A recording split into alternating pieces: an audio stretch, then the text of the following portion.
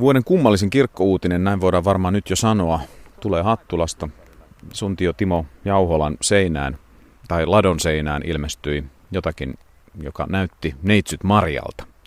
Kotimaa 24 otti auton alle ja tuli katsomaan tapahtuman paikkaa ja kysymään Timo Jauholalta, mitä hän nyt viikon takaisesta näystä on mieltä.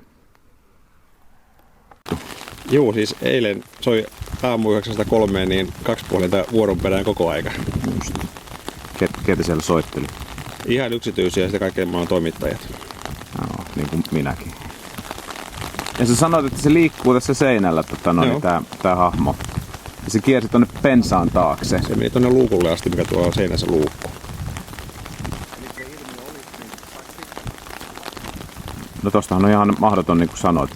Ei sitä pysty sanomaan. Mikä se voi olla. Ei. Sitä vaan muistuttaa ihan niin kuin hahmo vähän jotain. Kyllä. No onko Laton Maria pysynyt piilossa sitten tämän jälkeen? Ei ole näkynyt sen jälkeen. Mikä on paras kilpaileva selitys sille, että kyseessä olisi ollut Marian ilmestys, mikä olet kuullut sitten ihmisille? No valon heijastus on tämä, mitä on väitetty, että se on ollut syynä. Auringonvalo, joo. Se kuitenkin näkyy tuossa vielä. No täysin pimeässä näkyy, että ei se silloin ole enää mistään valoa saanut. Että se oli oma valo, mikä loisti. Kukaan naapurista ei tullut tunnustamaan, että se oli Kepposta sun kustannuksella? No teillä ei ole kellään niin hienoa tekniikkaa, että pystyisi toteuttamaan se. Tämä on levinnyt aika paljon ulkomaille myöten, tämä uutisjuttu.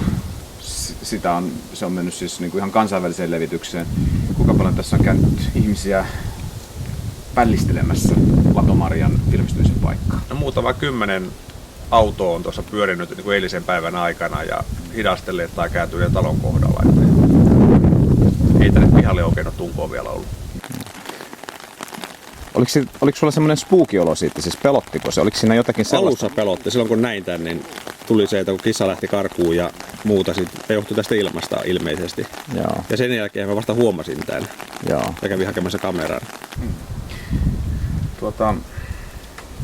Nyt on pakko kysyä, että onko sulla kotona Photoshop, että onko mahdollista, että tuo on ilmestynyt esimerkiksi tietokonegrafiikkana siihen? No se olisi mahdollista, mutta mulla ei ole enkä osaa edes käyttää. Okay.